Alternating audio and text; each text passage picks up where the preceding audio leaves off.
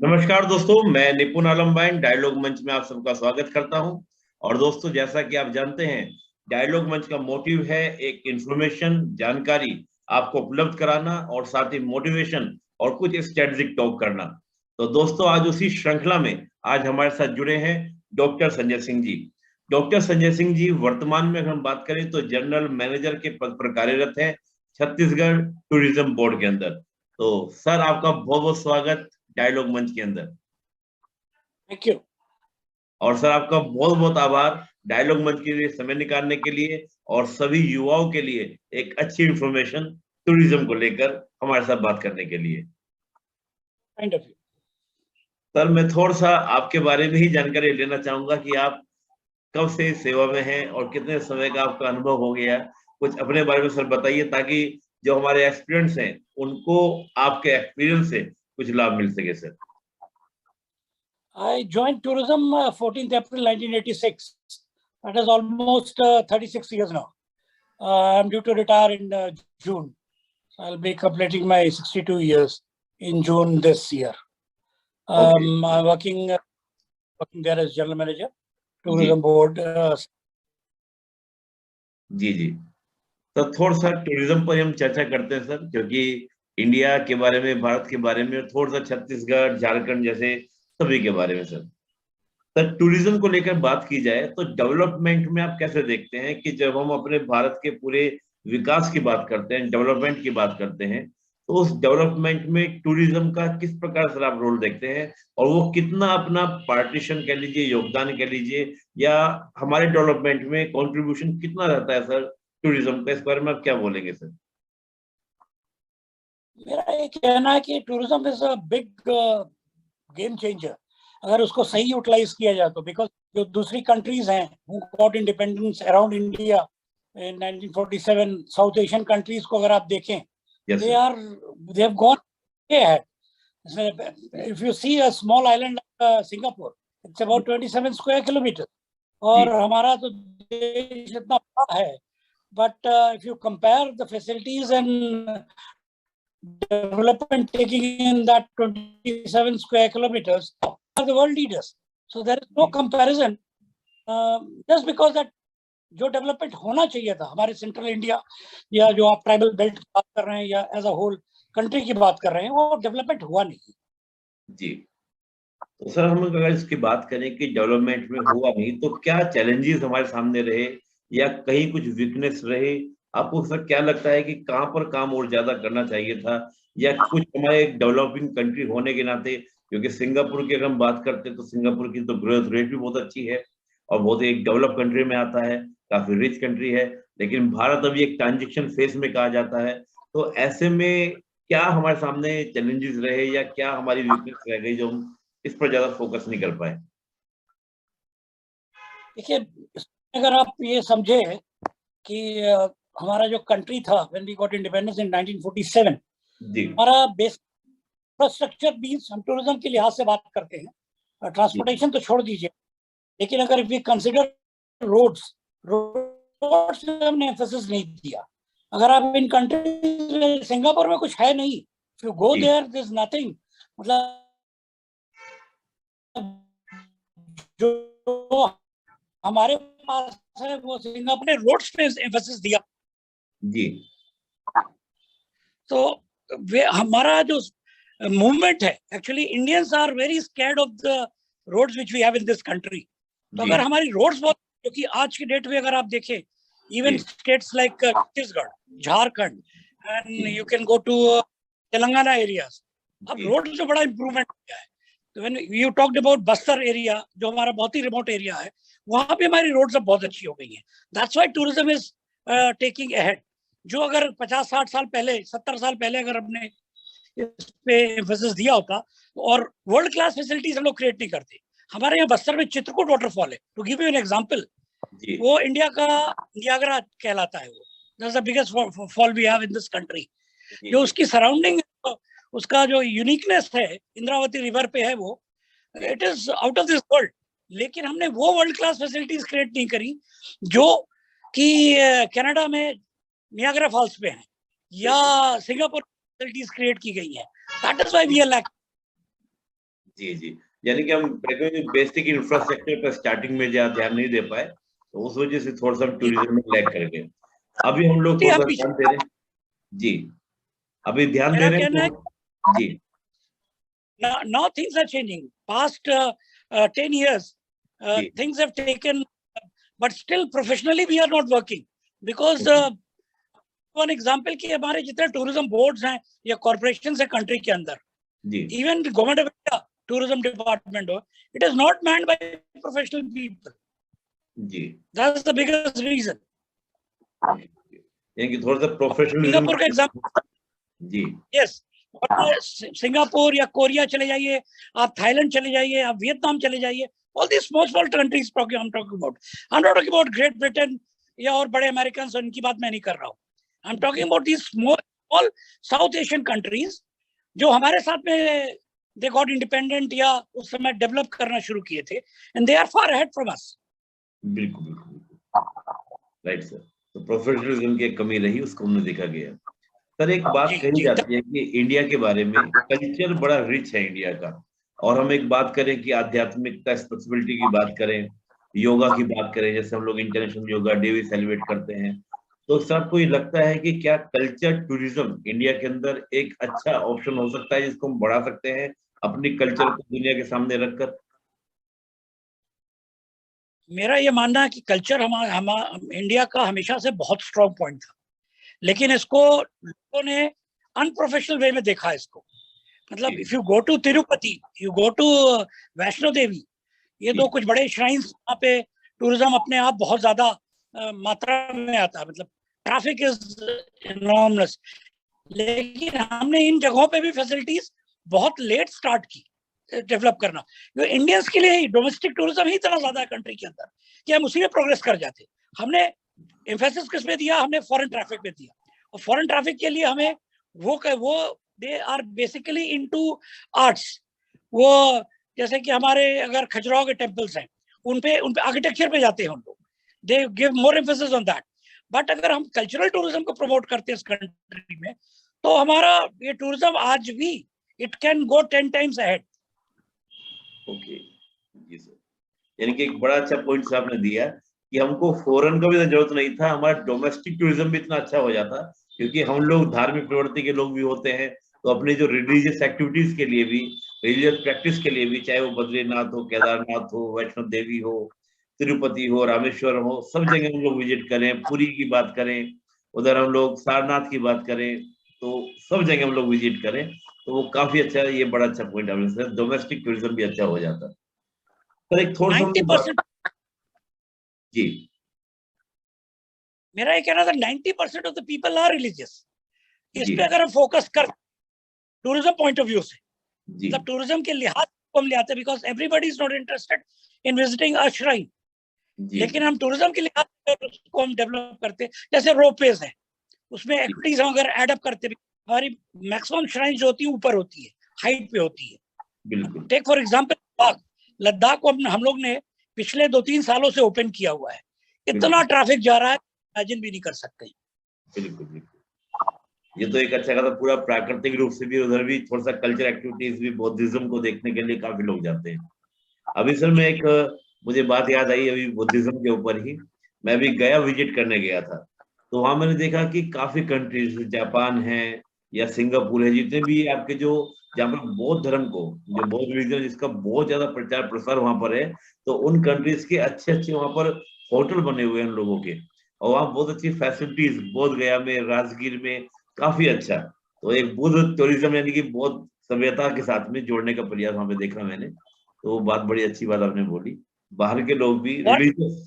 जी traffic को अगर आप देखेंगे तो बुद्धिज्म हमारे लिए बहुत बड़ा फैक्टर है, जी जिसपे हमने बिल्कुल दिया, बिकॉज हमारे सारे स्पॉट्स हमारे यहाँ पे, लेकिन जी हमने इंफ्रास्ट्रक्चर किया.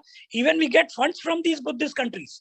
जी इनसे ना डायरेक्ट हमारे पास ना प्रॉपर रोड्स है. बोध गया तो अभी जाके डेवलप हुआ है, पिछले 3-4 सालों से गवर्नमेंट ऑफ इंडिया के, दैट हैज पुट बोध गया ऑन द वर्ल्ड मैप.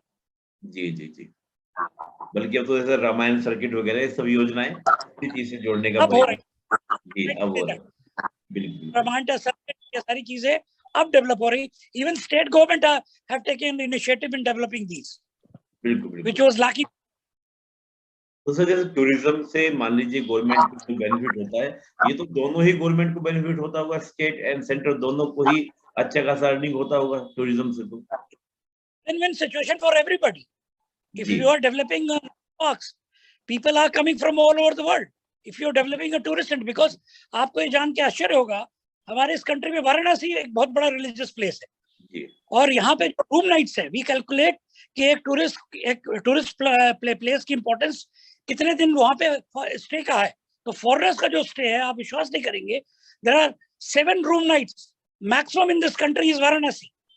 जी इससे कल्पना कर लीजिए कि हमने अब जाके वाराणसी को इंपॉर्टेंस दिया है। पिछले 4-5 सालों से वाराणसी पे फोकस गया है। It has changed a lot. ये जी हमको बहुत पहले करना चाहिए। Back 50 years back we should have done this. बिल्कुल बिल्कुल बिल्कुल।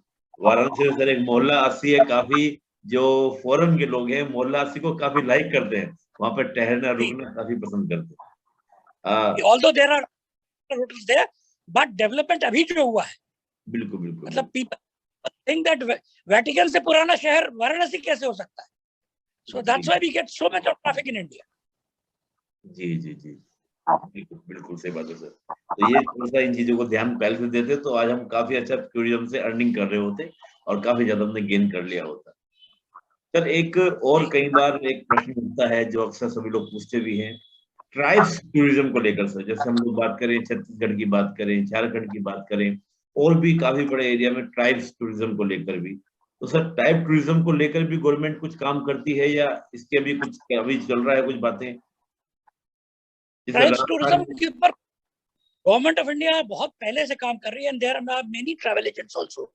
ये बेसिकली इसमें जो हमारे पास ट्रैफिक आता है वो यूरोप का आता है, और ये हमारे जो सेंट्रल इंडिया है, central India, I told you it is mainly around Bastar area. Bastar है, उड़ीसा है, आपका महाराष्ट्र है, तेलंगाना है, इवन सर्टेन झारखंड एरिया, ये बड़ा हब है एबॉरिजिनल ट्राइब्स का। इवन इंडिया में पहले जो ऑस्ट्रेलिया जो था, हमारे यहाँ जो बस्तर के जो गोंड ट्राइब्स है, भतरा, धुरवा, बहुत सारे जो है इनसे इंटरलिंक्ड जो सब ट्राइब्स है इनकी, ये जो गोंडी जो लैंग्वेज है वहाँ पे it's being, there are colleges in Australia जो एबॉरिजिनल जो गोंडी यहाँ सीखते हैं यहाँ से through virtual. So tribes tourism का तो बहुत बड़ा योगदान है। गवर्नमेंट को इसमें मतलब 100% नहीं, मैं तो कहता हूँ 200% इसमें एम्फेसिस देना चाहिए, and people love to see that. बिल्कुल बिल्कुल। काफी स्टेट में सर राजस्थान वगैरह में भी देखा मैंने, तो वहां पर जो भील वाला बेल्ट पूरा है जिसको गोल्डन कॉरिडोर कहा जाता है, तो वहां पे काफी ढाने का एक मैंने देखा कॉन्सेप्ट, तो वहां पर स्टेप से रुकवाते हैं लोगों को, हट बनाई हुई है और पूरा उसी कल्चर की तरह वहां पर रुकवाया जाता है, उसी प्रकार का ट्राइब्स का ही। अच्छा आपने बताया कि पहले से ध्यान दे रही है गवर्नमेंट। इसी तरह से हम देखते हैं जी, focus has to be given more, because tribal areas they need push up, they need change from the original stereotype of policies to need based policies of the particular area.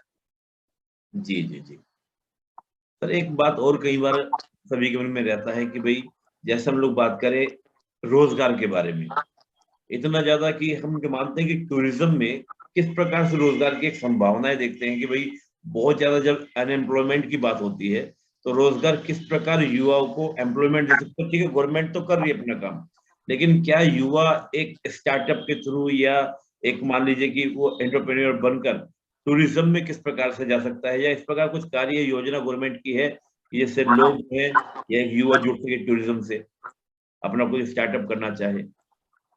Government का सच बहुत focus तो इस पे नहीं होता है, because it takes lot of planning and effort to do that, लेकिन ये नेचुरल वे में होता है।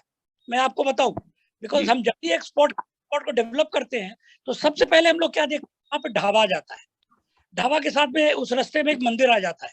These are the two. जैसे कि आप पेट्रोल पंप आप देखते हैं तो मीटर्स लगाते हैं, एक कंपनी होती है which checks how many vehicles crossing here by. इसी तरीके से हम लोग का टूरिज्म का जो पैरामीटर होता है कि उस जिस भी एरिया में टूरिज्म प्लेस पे ट्रैफिक बढ़ने लगता है, वहां पे ढाबास अपने आप आ जाते हैं, which government doesn't do anything, और उस पे आपके मंदिर आ जाते हैं, वहां पे लोग वर्शिप, बहुत सारे अपने आप मंदिर डेवलप हो जाते हैं, या और भी दूसरे कास्ट की चीजें जो टेम्पल से श्राइन से डेवलप हो जाती है। तो दीज आर पैरामीटर्स, इंडिकेटर्स। हमको सिर्फ गवर्नमेंट को ये सोचना है इन स्पॉट्स पे जहां पे लोग और अपने आप जा रहे हैं बिना किसी पब्लिसिटी के, बिना कोई फैसिलिटीज के. Basic facility created in all these areas.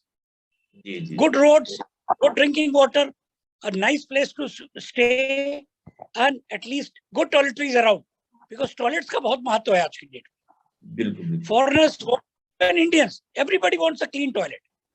जी, ये थोड़ा सा बहुत ये चैलेंज रहता है सर. ये तो हम कहीं भी जाएं तो थोड़ा सा सभी जगह देखें, तो कुछ जगह से आपने नाम दिया वैष्णो देवी वगैरह की हम बात करें तो वहां तो काफी चीज ठीक हुई है, लेकिन बाकी अगर हम रिलीजियस प्लेस पे भी देखें तो ये बड़ी समस्या है. खासतौर से वीमेन के लेकर बड़ी समस्या रहती है. मेन फिर भी मैनेज कर लेते हैं, महिलाओं को लेकर इसमें बड़ा समस्या देखा जाता है. ये तो इंटरनेशनल बहुत they have been working throughout the country. Government of India का भी उसमें हेल्प मिलता है बहुत ज्यादा. और इस पे इसका ये मल्टीप्लायर इफेक्ट है. बेसिकली आप घर से बाहर निकले, यू आर स्पेंडिंग. बिना स्पेंड किए तो आप कहीं जा नहीं सकते, ना कहीं रुक सकते, है ना. आपका सारा, if you are spending at least 3 days or 2 nights anywhere, आपके वर्क के जा रहे हैं, किसी भी काम जा रहे हो, you are a tourist. एक आदमी जो घर से बाहर निकला, हम उसको टूरिस्ट मान लेते हैं. And that is the biggest factor. वो कहीं पे मूंगफली खाएगा, कहीं पे चाट खाएगा, कहीं पे खाना खाएगा, ढाबे में रुकेगा. So everybody is benefiting from that. तो employment generation तो हो ही रहा है, नेचुरल वे हो रहा है, which people are not counting it. कोई उसका एक पैरामीटर नहीं है काउंट करने का. जी जी जी. अभी तो कुछ कहने की अच्छी बात है कि कहता है तो हम लोग ढाबे देखते हैं तो ऑटोमेटिकली ओपन हो ही जाते हैं. और कहीं पर हमने देखा प्रधानमंत्री जी इस बात को बोला है कि भाई कहीं भी लोग जाना शुरू कर देते हैं तो ऑटोमेटिकली वहां पर अपना भी लोग पहुंचने लगते हैं और सुविधाएं देने लगते हैं. जैसे छोटे छोटे आपके रेस्टोरेंट खुल जाते हैं, ढाबे हो गए, मोटल खुल जाते हैं, जगह जगह मोटल भी हो जाते हैं, होटल हो जाते हैं, उस तरह चीजें हो जाती हैं. तो ये एक अच्छी बात है, एक सेल्फ अपना भी हो जाता है. और यहाँ पे बड़ी बात मैं एक चीज और कहना करना चाहूंगा. जितनी ऑयल कंपनीज हैं, देखिए ढाबे तो अपने आप, लेकिन ऑयल कंपनीज जो होती हैं, आप बहुत सारे पेट्रोल पंप्स आपको थ्रू आउट कंट्रीज आपको मिल रहे हैं. इसी को बेस मानते हुए अगर आप इसी को टूरिज्म का एक प्लेस डेवलप कर दे, इसको कंबाइन अप कर दे, it will be a big boost to the country.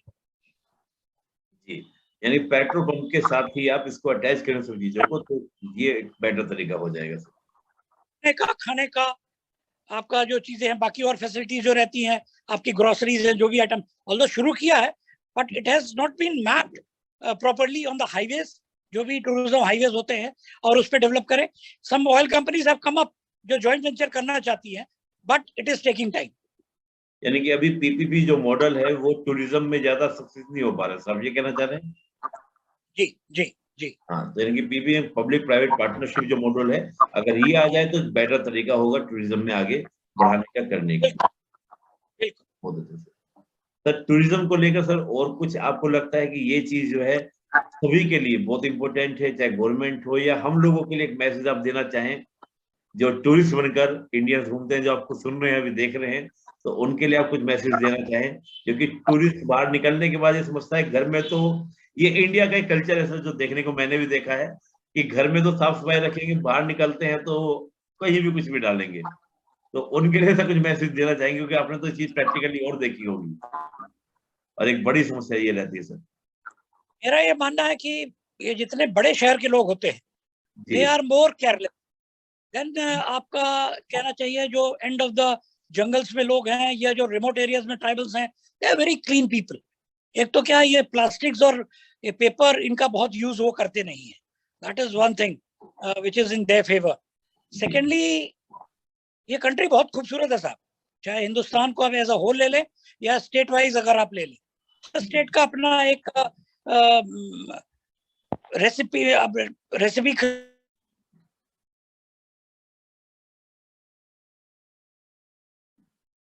उसको क्रिएट करके हम 3 ही स्पॉट डेवलप करें अपने स्टेट के अंदर या अपने एरिया के अंदर या अपने डिस्ट्रिक्ट के अंदर, डिवीजन के अंदर, स्टेट के अंदर, लेकिन उसको हम एक प्रोडक्टी में एक वर्ल्ड क्लास फैसिलिटीज के रूप में डेवलप करें. If we do that, I think down the line 10 years country will go at next level. बहुत बढ़िया सर. यानी कि आप एक 10 वर्षों में, 10 years में, कमिंग 10 years में एक ब्राइट फ्यूचर देखते हैं इंडिया का टूरिज्म के सेक्टर के अंदर. एक अच्छा एम्प्लॉयमेंट और एक अच्छा इनकम का सोर्सेज, एक अच्छा जीडीपी में योगदान होगा टूरिज्म का.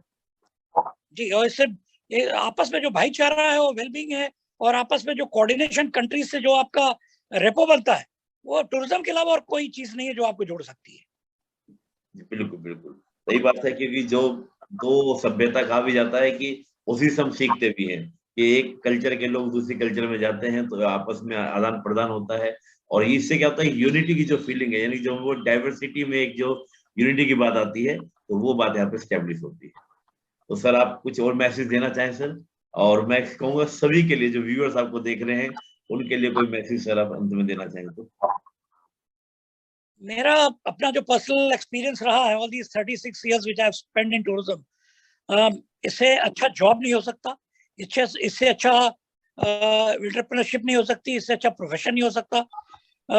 मतलब लाइफ यही है। लाइफ को अगर आपको जीना है तो you should eat tourism, you should drink tourism, you should आत्मसात करिए टूरिज्म को। आपको आपकी लाइफ जो है वो चेंज हो जाएगी। बिल्कुल, नई जगह जाएंगे, नई चीज सीखेंगे, रिफ्रेशमेंट होगा और अच्छा भी लगेगा, नई नई चीजें सीखने को मिलेगा। वो बहुत है इसमें, मतलब स्काई इज द लिमिट, आप कितना कर सकते हैं इसके अंदर, it all depends on you. ये सिर्फ आपकी सोच, आपकी वर्कमैनशिप, प्लस अगर दिल से आप टूरिज्म को लाइक करते हैं या दिल से आप कोई चीज अच्छी पसंद करते हैं। हर आदमी को अच्छा लगता है कोई भी चीज, अच्छा मौसम सबको अच्छा लगेगा, खराब मौसम सबको बेकार लगेगा। तो if you think your own way कि आपको कैसा अच्छा लगता है, उसी तरीके से अगर आप उसको आगे लें, I think you will be a changed person. जी मेरी लाइफ में तो बहुत बदलाव आया है, दैट आई कैन गारंटी। जी, तो बड़ा अच्छा सर का मैसेज है कि अगर आप टूरिज्म में जीते हैं, टूरिज्म को हर समय आप फील करते हैं, तो आपकी पर्सनैलिटी में बड़ा चेंज आता है। और सर ने कहा कि मेरे अंदर तो चेंज आया है, तो जब सर अपने अंदर चेंज ला सकते हैं तो दोस्तों आप भी ला सकते हैं। और सर आपने समय निकाला, डायलॉग मंच को समय दिया, डेफिनेटली जो जानकारी सर आपने दी वो काफी सारे जो हमारे यूपीएससी के, सीजीपीएससी जो एस्पिरेंट्स हैं या अदर स्टेट की जो तैयारी कर रहे हैं उनके लिए भी लाभकारी होगी, और एक कॉमन जानकारी के लिए भी। बहुत बहुत धन्यवाद सर आपका समय देने के लिए। जय Hind sir. Thank you, thank you, thank you. जय हिंद।